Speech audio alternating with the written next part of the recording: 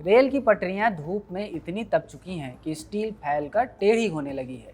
ट्रेनें या तो रोक दी गईं या रेंग रेंग कर चल रही हैं। ऊपर लटकी बिजली की तारें गर्मी में ढीली होकर झूलने लगी हैं।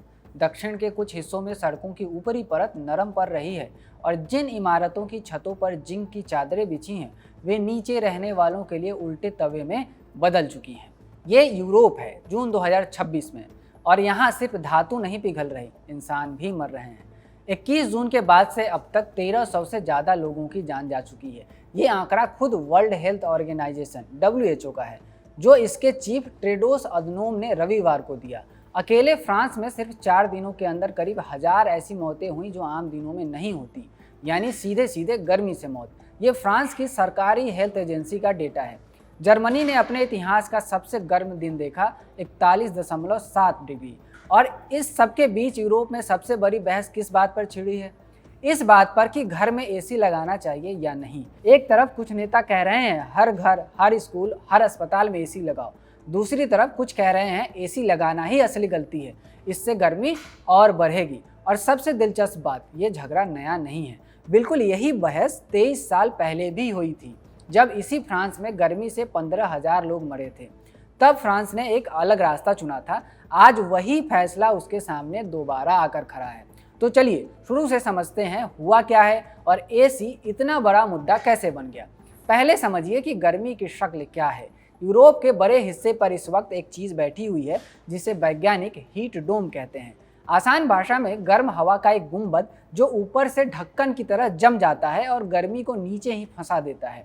इसमें हवा ऊपर से नीचे की तरफ दबती है, दबने से और गर्म होती है, बादल नहीं बन पाते और धूप सीधे जमीन को तपाती रहती है। नतीजा, दिन तो गर्म लेकिन रात भी ठंडी नहीं होती।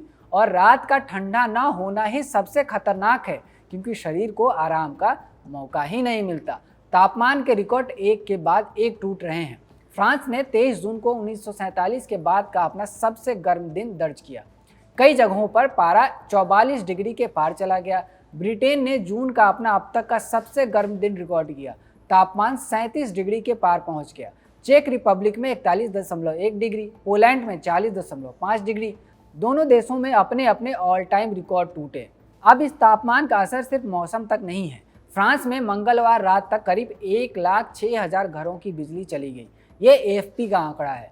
वजह दिलचस्प है, फ्रांस की करीब 70% बिजली न्यूक्लियर प्लांट से आती है और इन प्लांट को ठंडा रखने के लिए नदियों का पानी चाहिए। गर्मी में नदियों का पानी ही इतना गर्म हो गया कि एक रिएक्टर है जिसका नाम गुल्फेक है, उसका यूनिट नंबर 2 बंद करना पड़ा और कुछ की क्षमता घटानी पड़ी। यानी जिस वक्त लोगों को सबसे ज़्यादा बिजली चाहिए थी, उसी वक्त बिजली बनाने वाले प्लांट दम तोड़ रहे थे।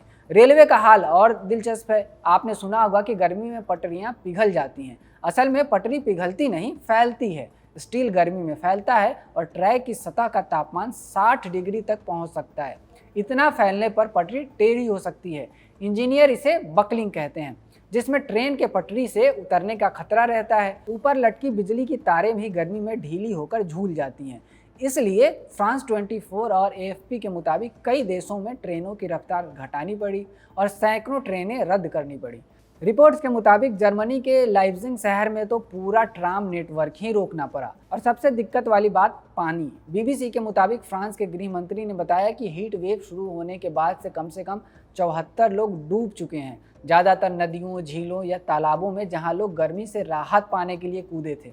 फ्रांस की हेल्थ एजेंसी ने यह भी बताया कि घर में मरने वालों की संख्या 40% बढ़ी है और इनमें ज़्यादातर 65 साल से ऊपर के बुजुर्ग थे। हालात इतने खराब हुए कि पेरिस में अधिकारियों को सड़क पर टेकअवे शराब पर रोक लगानी पड़ी और शहर का प्राइड मार्च तक रद्द करना पड़ा, ताकि पहले से थकी हुई इमरजेंसी सर्विसेज पर बोझ कम पड़े। पड़ोस के नीदरलैंड्स में एक बड़ा म्यूजिक फेस्टिवल डेफकॉन 1 रद्द कर दिया गया। तो लोग गर्मी से बच कैसे रहे हैं जिनके पास एसी नहीं? और यूरोप में ऐसे लोग बहुत हैं, वे पुराने तरीके आजमा रहे हैं। दिन में पर्दे और शटर बंद, रात में खिड़कियां खुली, सुबह सुबह घर में हवा का बहाव बनाना। कोई पंखे के आगे गीला तौलिया टांग रहा है, कोई फव्वारों में कूद रहा है, कोई दिन भर ऑफिस, म्यूजियम या मॉल में बैठा रह रहा है, सिर्फ इसलिए कि वहाँ ठंडक है। कई लोग रात भर ठीक से सो नहीं पा रहे हैं क्योंकि रात भी तपती रही। अब असली सवाल, यूरोप जो इतना अमीर और विकसित है, गर्मी के आगे इतना बेबस क्यों है? जवाब उनके घरों में छिपा है। दी एटलांटिक में पत्रकार वेथ गार्डिनर लिखती हैं कि यूरोप के ज़्यादातर घर गर्मी के लिए बने ही नहीं थे, वे ठंड के लिए बने थे।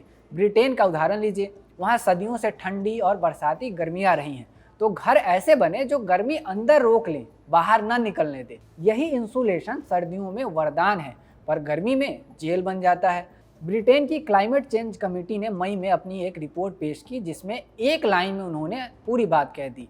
उन्होंने लिखा, यूके उस मौसम के लिए बना था जो अब रहा ही नहीं। और एसी, यही असली फ़र्क है। अमेरिका में करीब 90% घरों में एसी है, यूरोप में सिर्फ करीब 20%। फ्रांस में तो हर 4 में से सिर्फ एक घर में एसी है, यानी करीब 25%। स्कूलों में तो सिर्फ 7% में एसी है। इसी वजह से इस हीट वेव में हजारों स्कूल बंद करने पड़े। तो फ्रांस एसी लगाने में इतना पीछे क्यों है? ये कोई मजबूरी नहीं है, ये एक सोची समझी पसंद है। कनेक्शन फ्रांस के मुताबिक एक सर्वे में जून 2026 में पाया गया कि 84% फ्रांसीसी मानते हैं कि गर्मी से राहत का सबसे असरदार तरीका एसी ही है, लेकिन सिर्फ 17% इसे पर्यावरण के लिए अच्छा मानते हैं। बरसों से यहाँ एसी को इन्वायरमेंट के लिए नुकसानदेह माना जाता रहा है। ज़्यादा बिजली खाता है, गर्म हवा शहर में वापस छोड़ता है और गैस लीक करता है। इसलिए फ्रांस ने एसी की जगह दूसरे रास्ते चुने, इंसुलेशन, पेड़, हरियाली, छांव और ऐसी बिल्डिंग डिज़ाइन जो अपने आप ठंडी रहे। और अब ठीक इसी सोच पर सियासी जंग छिड़ी है। फ्रांस में अगले साल यानी 2027 में राष्ट्रपति का चुनाव है और हर पार्टी इस गर्मी को अपने अपने हिसाब से भुना रही है। एक तरफ हैं मरीन ले पेन, दक्षिणपंथी पार्टी नेशनल रैली की नेता हैं। उन्होंने एक बड़ा वादा किया है, जिसे फ्रांसीसी मीडिया प्लान क्लीम कह रहा है, यानी देश भर में एसी लगाने का राष्ट्रीय प्लान।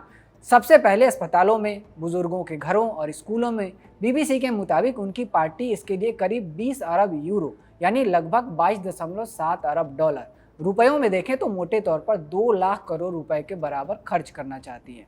दूसरी तरफ हैं जालूंक मेलानसो, वामपंथी पार्टी ला फ्रांस इंसुमीज के नेता।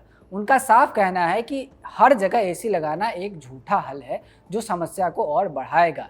उनका तर्क है कि एसी जितनी ठंडक अंदर देता है, उतनी ही गर्म हवा बाहर शहर में छोड़ता है, बिजली की खपत बढ़ाता है और इस तरह एक दुष्चक्र बन जाता है। उनका कहना है कि असली हल एसी नहीं बल्कि बिल्डिंगों का बेहतर इंसुलेशन, छांव और हवा का बहाव है। और इस पूरी बहस का सबसे दिलचस्प मोड़ बीच में खड़ी ग्रीन पार्टी है, जो परंपरागत रूप से एसी की सबसे बड़ी विरोधी रही है, लेकिन इस बार उनकी नेता मरीन तोंदलिए का सुर बदला हुआ है।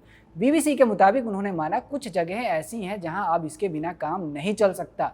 यानी जो पार्टी कल तक एसी को सिरे से खारिज करती थी, वो अब अस्पतालों और स्कूलों में इसे जरूरी मानने लगी है। अब यहाँ रुकिए, क्योंकि यही वो बात आती है जो शुरू में हमने बताई थी। यह बहस पहले भी हो चुकी है। साल 2003 में यूरोप पर एक भयानक हीट वेव आई थी। इसमें पूरे यूरोप में करीब 70,000 से 80,000 लोग मरे और अकेले फ्रांस में 14,802 लोग। ये फ्रांस के नेशनल हेल्थ इंस्टीट्यूट का आधिकारिक आंकड़ा है। और मरने वाले कौन थे? इतिहासकार रिचर्ड केलर की किताब फैटल आइसोलेशन के मुताबिक ज़्यादातर अकेले रहने वाले बुजुर्ग जो पेरिस की पुरानी इमारतों की ऊपरी मंजिलों के छोटे छोटे कमरों में रहते थे, बिना एसी, बिना हवा के। अगस्त का महीना था, बहुत से लोग छुट्टियों पर गए हुए थे और कई बुजुर्गों की लाशें तब मिली जब रिश्तेदार छुट्टी से वापस लौटे। उस त्रासदी के बाद भी फ्रांस के सामने यही सवाल था, हर जगह एसी लगा दें?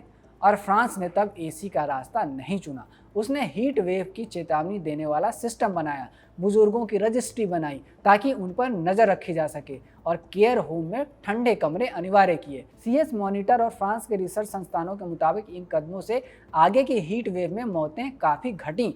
एसी को तब भी एक तरह का टैबू यानी सामाजिक रूप से नापसंद चीज़ ही माना गया। 23 साल बाद वही टैबू अब टूट रहा है। एएफपी के मुताबिक इस बार हालत ऐसी हुई कि फ्रांस के एक बड़े स्टोर कारफूर ने एक ही सोमवार को शाम 6:30 बजे तक 30,000 पंखे और एसी बेच डाले।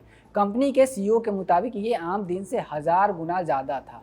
दिलचस्प बात यह कि जो लोग एसी को सिरे से खारिज करते थे, उनके लिए भी अब ये सच्चाई बदल गई है। यूरोपियन यूनियन में 2024 से वे खतरनाक गैसें बैन हो चुकी हैं जो पुराने एसी में इस्तेमाल होते थे। और चूंकि फ्रांस की बिजली ज़्यादातर न्यूक्लियर प्लांट से आती हैं, एसी का क्लाइमेट पर असर अब उतना नहीं रहा जितना पहले माना जाता था। बस एक दिक्कत बची है, एसी शहर की हवा को लोकल लेवल पर थोड़ा और गर्म कर देता है। रही बात इस गर्मी की असली वजह की, तो वैज्ञानिक उसे लेकर लगभग एक मत है। गार्जियन में वर्ल्ड वेदर एट्रीब्यूशन के वैज्ञानिकों के हवाले से बताया गया है कि यह यूरोप के इतिहास की अब तक की सबसे तीव्र और सबसे व्यापक हीट वेव है और जून के महीने में इतनी गर्मी क्लाइमेट चेंज के बिना मुमकिन ही नहीं थी। WHO का टेड्रोस ने इसे और सीधे शब्दों में कहा, यूरोप धरती पर सबसे तेज गर्म होता महाद्वीप है, बाकी दुनिया से दोगुनी रफ्तार से। इस वीडियो में इतना ही। आप देख रहे थे खबर गांव। मेरा नाम है रवि सुमन। कैमरे पर इस वीडियो को रिकॉर्ड किया है हमारे साथी सर्वेश ने।